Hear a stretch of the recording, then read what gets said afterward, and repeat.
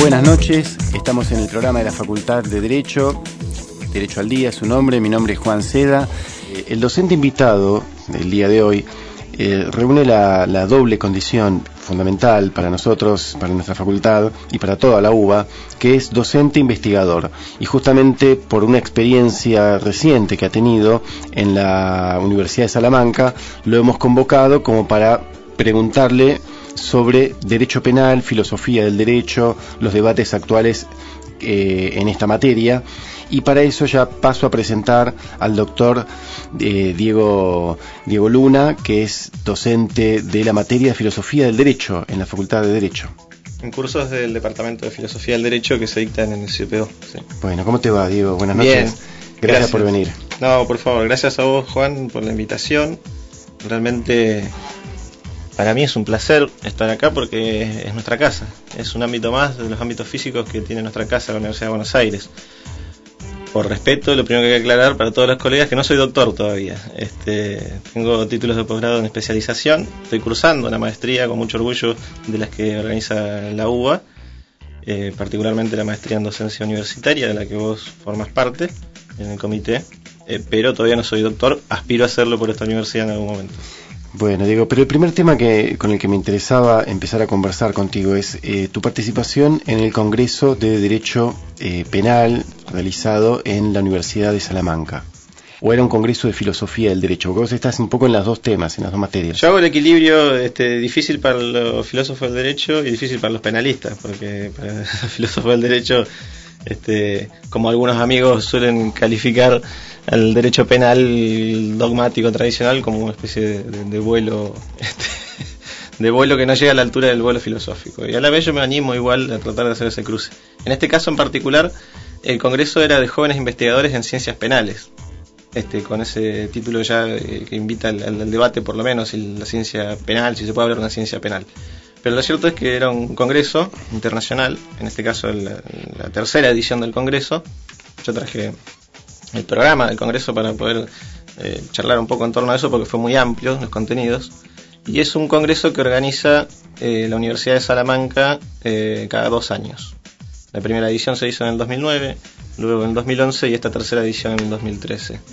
La idea del congreso es que participen justamente los jóvenes investigadores que están en sus procesos de investigación, en maestrías y en doctorados en las universidades de habla hispana, en principio, que es el ámbito que abarca la universidad. Y para no leer todo el programa y que también contar con tu testimonio como integrante, como participante directo ya también en la organización, porque estuviste difundiendo esta actividad. ¿Cuáles fueron los temas recurrentes en este congreso? ¿De qué era lo que más se debatía? ¿Qué tipo de planteos? Porque por lo que veo del programa la mayoría de los participantes eran españoles. ¿Cuáles eran los temas preferidos? Acá lo primero que hay que decir del congreso es que tenía unos ejes sobre los cuales se planteó inicialmente la convocatoria y que giraban en lo que tradicionalmente se trata en el derecho penal, que son esos dos grandes campos de estudio dedicados a la teoría del delito, por un lado, y por el otro a las teorías de la pena. Pero se le dio mucha importancia al Congreso, y esto es lo relevante, quizá lo de mayor actualidad, porque esos son temas tradicionales para el derecho penal, el abordaje a las nuevas tecnologías. Se le dio un impulso en particular, se le dio ciertos beneficios, se becaron algunas participaciones, incluso a beca completa de investigadores que abordaran las problemáticas del derecho penal desde las nuevas tecnologías, el cruce de TICs y derecho penal. ¿A qué nuevas tecnologías, Diego, se refieren? Cuando nuevas tecnologías, en realidad, hace poco justamente escuchaba a un profesor, yo ahora no me acuerdo el nombre, porque si lo digo quizá me equivoque, pero era uno de los docentes de la maestría en docencia, en la que él contaba una entrevista que le había hecho un chico en estos tiempos, un adolescente de unos 17, 18 años, y él hablaba de nuevas tecnologías y el entrevistado le contestó con una pregunta: ¿y cuáles eran las nuevas tecnologías a las que se refería él? Nuevas son viejas ya algunas, le llamamos nuevas a cuestiones tecnológicas con las que convivimos ya hace más de 2 o 3 décadas incluso.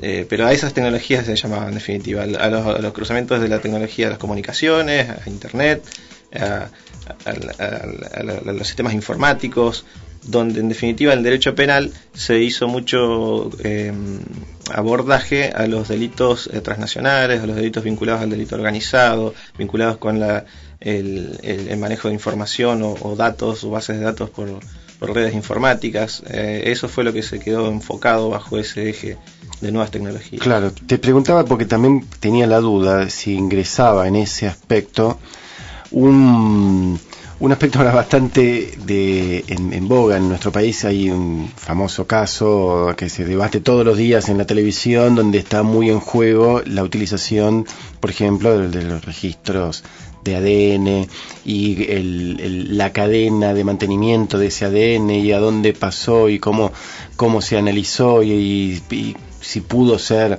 introducido ilícitamente, y el abogado defensor, uno de los abogados defensores del principal imputado en esta causa, planteaba que había ido a Estados Unidos a un congreso patrocinado por una asociación internacional de abogados, donde este tema se estaba discutiendo, incluso no sé si no utilizó también la palabra de nuevas tecnologías, pero aplicado a la prueba, y en este caso la prueba biológica. Esto está también, ingresó también en el debate la cuestión probatoria, fuera de lo teórico también en Salamanca. Yo no recuerdo ahora una de las ponencias en particular que haya abordado cuestiones de índole procesal. Seguramente las pudo haber habido. Yo no presencié todas las mesas. Esto habría que mencionar que se hizo un diseño de congreso en el cual había mesas en paralelo. Bueno, para los que estuvimos de manera presencial era imposible asistir a las dos. Pero en general lo que rondó fue la teoría del delito, la dogmática penal en sentido estricto vinculada a los delitos económicos, y en ese espectro la problemática de nuevas tecnologías. Claro. Digo, ¿y cómo incorporás la perspectiva de la filosofía del derecho, que también es tu área en este momento de actuación académica? ¿Cómo la incorporás en relación al derecho penal? A ver, yo acá necesito hacer una mención por reconocimiento, que es a Ana Messuti. Ana Messuti es una profesora, investigadora, doctora actualmente por la Universidad de Salamanca, que lo fue también profesora de la Universidad de Buenos Aires entre los años 74 y 75. Por motivos de la historia política argentina nuestra que todos conocemos, debió irse después de esa época a radicarse en Europa y allí se quedó. Y Ana Messuti es para mí una persona a la que sigo sus ideas, sigo su pensamiento, y ella hace este planteamiento. Creo que la respuesta, entre otros filósofos del derecho, yo la encuentro en su obra. Y ella habla de la filosofía penal. ¿Y qué sería la filosofía penal? La reflexión filosófica y filosófica al servicio de los problemas de la dogmática penal, de la ciencia penal, si se puede hablar de una ciencia tal, o por lo menos del aspecto del derecho penal en la ciencia del derecho. A veces yo suelo usar un ejemplo que no sé si sea gráfico para todos, pero al menos lo es gráfico para mí, que yo creo que un estudio del derecho penal, un desarrollo científico del derecho penal, sin un anclaje, sin un soporte, sin una remisión a una teoría general del derecho, cualquiera fuere, un contacto con la filosofía del derecho, es algo así como un cardiólogo que se desentiende de la anatomía. Nadie estaría dispuesto a ponerse en manos de un cardiólogo o de un cirujano que no le presta atención, que desentienda o que crea que es innecesario para su labor específica tener conocimientos de anatomía. Yo creo que un penalista corre en sus manos está casi el mismo riesgo que tiene el uso de un bisturí para un cirujano, cuando ese penalista no toma contacto con la filosofía del derecho, con un marco general. Y en tu caso, ¿cuál ha sido la opción que has tomado respecto de las distintas corrientes filosóficas del derecho? ¿A cuál adherís? Mi tradición es la teoría ecológica del derecho. Es muy conocido Carlos Cosio en la Universidad de Buenos Aires y en las universidades latinoamericanas, también lo es en España bastante. No obstante, como lo dijo hace muy poco en nuestra querida Facultad de Derecho, Manuel Atienza, que lo pronunciaban mal el apellido en España, decían Cosío. pero Cossio era conocido y lo fue mucho en España. Y esa es mi tradición de pensamiento. Como dice algún amigo mío, colega docente, que soy una especie de fósil porque sostengo una teoría casi perimida, lo que es un dato de la realidad. No estoy enrolado en las teorías mayoritarias, en las teorías analíticas, por ejemplo, en ninguna corriente ius naturalista, sino en esta producción autóctona latinoamericana argentina de esa especie de realismo jurídico que es la teoría ecológica. Claro, pero eso justamente, para los que no conocen, Carlos Cossio fue un profesor argentino bastante innovador en cuanto a su pensamiento, pero en realidad también muchos de los planteos que él hacía desde la doctrina, con la incorporación de la variante, podríamos decir quizás social, o la variante de la realidad, ingresando al debate teórico jurídico, hoy en día creo que son aceptados por muchas otras corrientes, como que ha triunfado independientemente de que mucha gente no se asuma quizá con, tal cual, Juan, con esta perspectiva. Sí, yo considero lo mismo, Juan, porque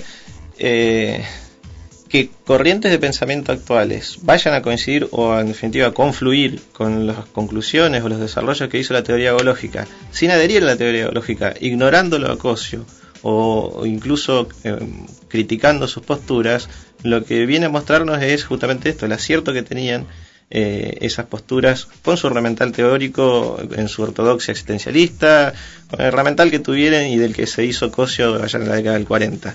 Pero lo cierto es que vienen a confluir. Esto lo reconocen muchos de nuestros profesores hoy en la Facultad de Derecho. En el ámbito de Derecho Penal, Zaffaroni, quien tira por la borda la crítica nefasta que le pusieron como mote los penalistas causalistas, Soler, Núñez, y lo derriba con argumentos sólidos en su tratado, diciendo que en definitiva la razón la tenían los ególogos. Carlos Cárcova, en el ámbito de la filosofía del derecho, él como un crítico en las corrientes que vinculan el pensamiento marxista con el derecho, reconoce cuánto de anticipo había en la teoría ecológica en la década del 40 de lo que vienen después a descubrir en la década del 60 en las corrientes críticas. Así que hay fundamentos sobrados para decir que esto que sostenés vos es cierto. Efectivamente anticipó muchas cosas que después el desarrollo de las ciencias sociales de fines del siglo XX, principios del siglo XXI vienen a corroborar con otro herramental teórico, por supuesto, propio de estos tiempos, que no estaba tan desacertado el amigo Cossio. No, pero aparte estás nombrando distintos teóricos. Para los que hemos tenido la oportunidad de ir a otras universidades en el país o fuera del país, nuestra facultad es muy reconocida en cuanto a la producción de teóricos que han innovado o que han profundizado teóricamente en muchos aspectos. Esto también apareció, hay un reconocimiento en estos congresos internacionales a la producción de docentes y de investigadores de nuestra universidad. Sí, totalmente. Acá esto hay que mencionarlo, por supuesto, a nuestra decana, que posibilitó y brindó su apoyo desde un primer momento al Congreso cuando fuimos a ofrecerle la colaboración de nuestra facultad y mostrarle cuál era la propuesta del Congreso. Y era algo que la Universidad de Salamanca, a través de sus organizadores, que en algún momento vamos a mencionarlos a todos porque quisiera darle su reconocimiento, los organizadores del Congreso sabían que era un apoyo muy fuerte contar con la Universidad de Buenos Aires. Ellos estaban muy contentos porque el reconocimiento que la Universidad de Buenos Aires tiene en el mundo por su historia bien ganada sigue siendo todavía un dato de actualidad. Eso y aparte porque veo que había varios, entre otros, en la segunda parte del programa te voy a preguntar específicamente por tu ponencia, porque aquí estoy viendo el título y me parece bien interesante. Hago el anticipo, es el cómputo de la prisión padecida durante la última dictadura militar argentina, 1976-1983, ensayo sobre sus fundamentos y vigencia actual. Así que ahora estamos llegando a la finalización de la primera mitad, pero en la segunda parte quisiera que nos cuentes un poco de qué se trata y también vamos a avanzar sobre aspectos de investigación central en este momento en el derecho penal. Yo no me animo tanto a hablar de la ciencia penal, pero bueno, eso me vas a tener que decir también por qué no hablas por qué te corregís cada vez que decís la ciencia penal. Me resisto yo también, dale, acepto la invitación. Bueno, pues si les parece entonces vamos a hacer un tema, después hacemos el corte y seguimos con Derecho al Día, el programa de la Facultad de Derecho.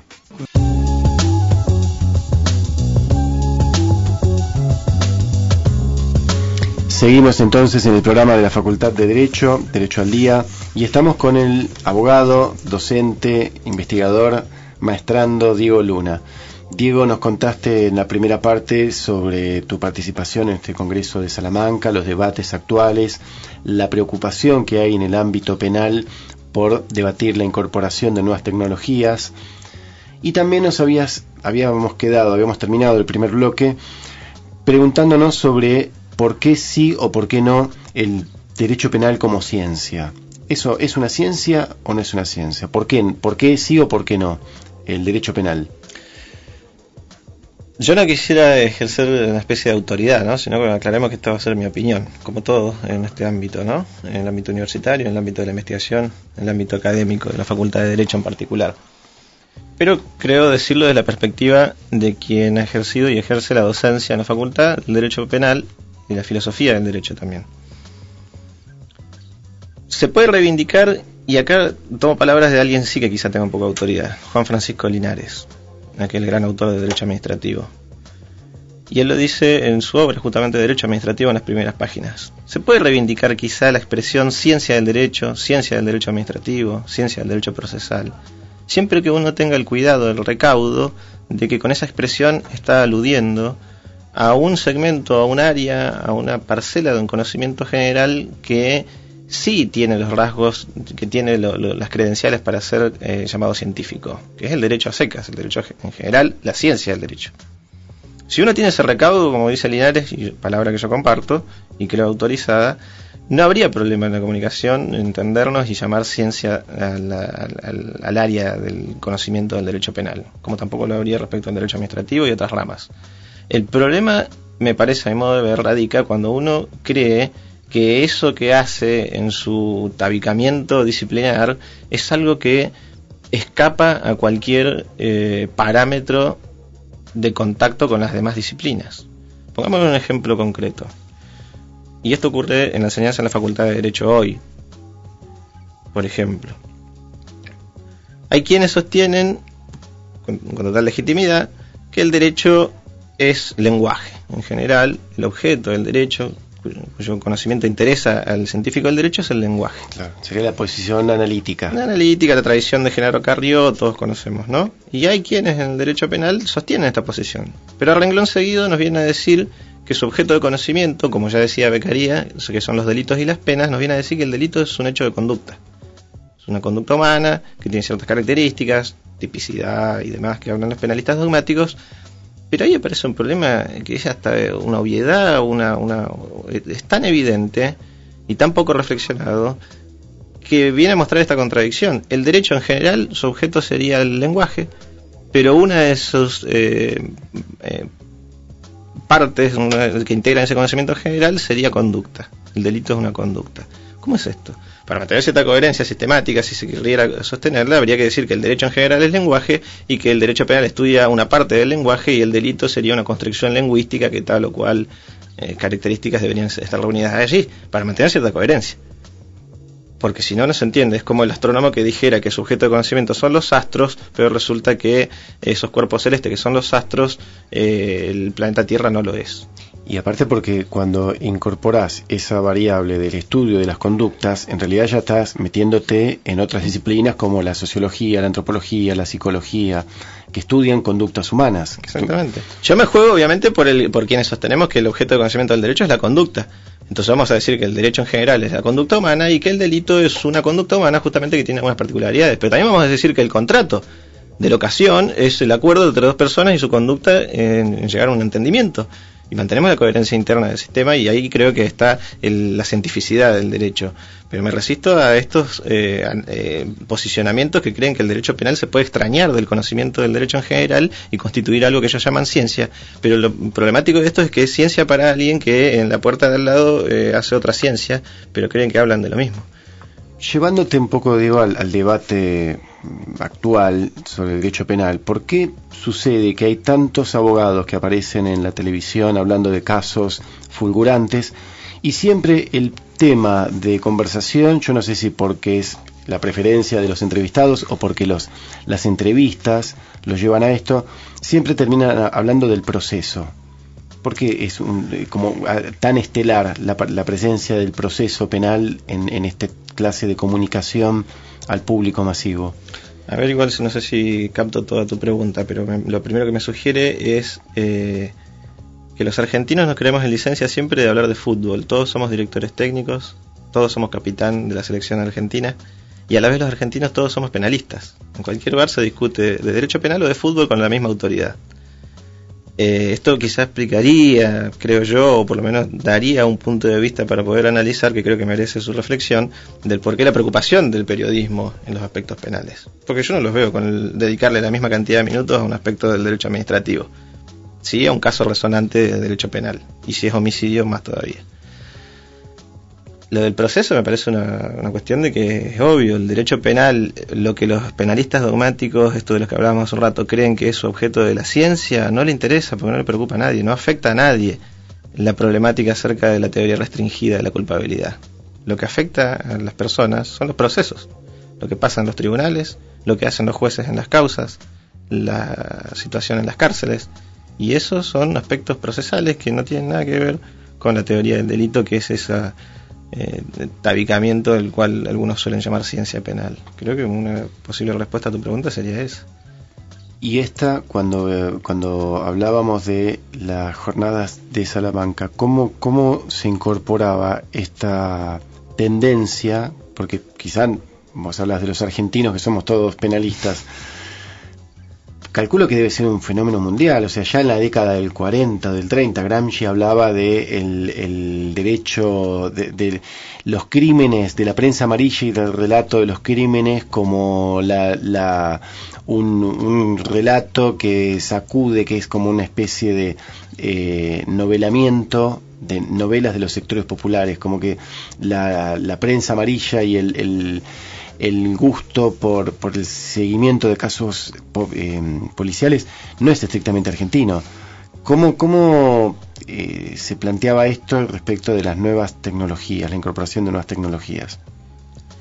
En las jornadas hubo mucho de esa hipertrofía de abordaje restringido a la teoría del delito. Eso sí, es algo que yo noté, es algo que hizo notar también y subrayó en la conferencia de cierre Ana Messuti, a quien mencionaba en el bloque anterior, y ahí sí coincido con vos, por supuesto, que es un fenómeno que no es propio de los argentinos, desde luego, como tampoco es propio de los argentinos hipertrofía de la reflexión respecto de la teoría del delito y no de las problemáticas reales que tocan a las personas, a los conflictos que terminan dirimiéndose en los tribunales de jurisdicción penal. Con lo cual este abordaje yo no lo vi tan presente, esto que vos decís, no parecía. La reflexión académica respecto de los delitos vinculados a las nuevas tecnologías se restringía en su mayoría al análisis de los tipos penales en la legislación española y no tanto a la problemática real. Claro, también el tema que vos estabas planteando de los delitos de cuello blanco, no nos olvidemos que España está viviendo un proceso. No, eso era desde luego recurrente. La problemática de España giraba en torno de eso y se nota también cómo esa crisis impacta en todos los ámbitos y del cual no es ajeno el ámbito académico. La preocupación de los penalistas, más allá de la óptica de su abordaje, sí efectivamente estaba influenciado por la crisis, evidentemente. Bueno, vamos a hacer una breve pausa. Estamos con el doctor, el abogado Diego Luna. Vamos a hacer una breve pausa y continuamos con Derecho al Día. Ingresamos al último bloque del programa de hoy, siempre con nuestro amigo y colega, el doctor Diego Luna, que nos comentabas, Diego, que venías de este Congreso de Derecho Penal en Salamanca, pero también entiendo que te vas nuevamente, ahora otro. Sí, gratamente voy a pisar tierras vecinas, a Brasil. Se organiza la nueva edición del Congreso Mundial de Filosofía del Derecho y Filosofía Social, que organiza la IBR, que es una organización internacional de mucha tradición, fundada en 1906, de Filosofía del Derecho, que hace sus congresos bienales y esta vez toca en la región latinoamericana. Así que me invitaron a participar coordinando el grupo de trabajo dedicado a Derecho y Educación, así que la verdad que es para mí un honor poder formar parte del Congreso ya, y coordinar la mesa dedicada al derecho a la educación es ya una doble gratificación. Muy bueno, Diego, y esas mesas, ese tipo de planteos, ¿estudian la formación, la educación de los abogados o el derecho a la educación? Hay distintos tratamientos, bajo ese parámetro tan amplio entran muchos. Yo lo que estuve viendo en las 6 comunicaciones, 7 con la mía, que también presenté a la misma mesa, hay distintos abordajes desde la filosofía del derecho, tanto al derecho a la educación, como algunas ponencias tratan, por ejemplo, de los estudiantes africanos en Brasil, y también perspectivas más bien pedagógicas de cruzamientos entre filosofía y enseñanza del derecho. Así que creo que va a ser muy enriquecedor. Bueno, mira, te envidio por estar en ese debate, porque justamente el otro día me entrevisté con una estudiante de doctorado aquí que está estudiando, una brasileña que está estudiando en Buenos Aires el doctorado, y me contaba toda la polémica que hay alrededor de las vagas, como llaman ellos, las vacantes, porque el ingreso a las universidades en Brasil es mucho más restringido, pero hay vacantes como cupo a determinadas minorías, entre ellas las minorías de los afrodescendientes, las personas con discapacidad. Y es bastante polémico esto, porque las otras personas que hacen todo ese proceso de ingreso, el examen, lo que llaman el examen vestibular, se quejan de que pierden determinadas vacantes para estas minorías. Así que me parece súper interesante, y te vas también a un país en un contexto de conflicto social. Realmente, el contexto en el que se ir a visitar a Brasil ahora es un contexto para el análisis social, yo creo que inmejorable. Voy después, una semana después, esto es en Belo Horizonte, una semana después de que culmine el encuentro de juventud cristiana en Río de Janeiro, creo que se hace. Claro. Con lo cual sí, coinciden eventos sociales de mucho impacto en Brasil, en un contexto social que está bastante agitado y todos conocemos. Y todo lo que fueron las movilizaciones. Uh-huh. Diego, entonces te vas a Brasil a hablar y a debatir sobre filosofía del derecho, venís de España debatiendo la cuestión de derecho penal. La vida del académico tiene... para mucha gente dice, qué lindo, ustedes se la pasan viajando, vas a congresos, pero cada congreso es un trabajo previo, me imagino, de organización, de preparar una ponencia, si bien es algo que a uno le gusta, porque uno hace lo que le gusta, no es un trabajo arduo también. Sí, no hay nada más placentero obviamente que trabajar de lo que a uno le gusta, y este es el caso mío, y estoy agradecido. Soy un producto de la universidad pública, graduado de la Universidad de Buenos Aires, formado en la docencia en la Universidad de Buenos Aires y ejerciendo la docencia en esa universidad. Así que estoy agradecido, y uno no pide más retribución que esta, porque ya es una gratificación enorme. Desde luego que, como todo trabajo, el esfuerzo con la familia, el apoyo con los vínculos familiares, con los vínculos personales. Pero sí, obviamente requiere una preparación, un trabajo. Yo ahora mismo justamente estoy en proceso de lectura de los abstracts que se presentaron a la mesa, para llegar preparado obviamente y comunicarme con ellos previamente y poder hacer lo más enriquecedor posible el debate. Y además, Diego, esto que decís del esfuerzo, no es por decir que sacrificados son los profesores de la UBA, pero sí hay un trabajo de preparación fuerte. También estás cursando la maestría en docencia universitaria. Sí, la maestría en docencia universitaria, que este es el segundo año que estoy cursando, es algo que para mí me permite tomar contacto con docentes de las otras unidades académicas de esta confederación de facultades que es la Universidad de Buenos Aires, y eso ya es un plus de por sí. Pero es algo que la UBA, yo creo que debía hacerlo, y haberlo encarado hace pocos años va a dar muy buenos resultados, yo creo, a mediano plazo ya, para la docencia de la universidad. Es algo de lo que vos formás parte, entre otros grandes docentes y miembros de esta universidad, que creo que va a dar muy buenos frutos. Bueno, no queremos dejar de hacer un paréntesis antes de la finalización del programa, para que envíes los saludos a estos profesores de Salamanca, que no sé si estarán escuchando ahora en vivo y en directo, pero sí seguro que lo van a poder escuchar a través de la página web de la Facultad de Derecho, que es www.derecho.uba.ar. Así que si querés saludarlos y nombrarlos desde aquí, con mucho gusto. Sí, por supuesto, son unos grandes amigos, quedó muy consolidada la relación con los queridos amigos salmantinos. El congreso fue un congreso con mucha repercusión. Mirá, para que tengamos una dimensión, fueron 66 los investigadores de 22 universidades españolas y 14 extranjeras. se representaron 12 países en esas investigaciones: Italia, Colombia, Argentina, México, Venezuela, Perú, Brasil, Portugal, Suecia, Francia, Venezuela y la propia España. Así que bueno, va mis saludos y mi agradecimiento y reconocimiento a quienes dirigieron y coordinaron académicamente el Congreso, al doctor Fernando Pérez Álvarez, un gran abrazo, a la querida amiga y los momentos que pasamos también disfrutando la ciudad de Salamanca con Lina Díaz Cortés, la profesora Cristina Méndez Rodríguez y Laura Zúñiga. Ellos estaban en la organización desde la universidad y hicieron que eso fuera posible, y les mando un agradecimiento y un saludo a todos los que estuvieron también ayudando en la realización del Congreso.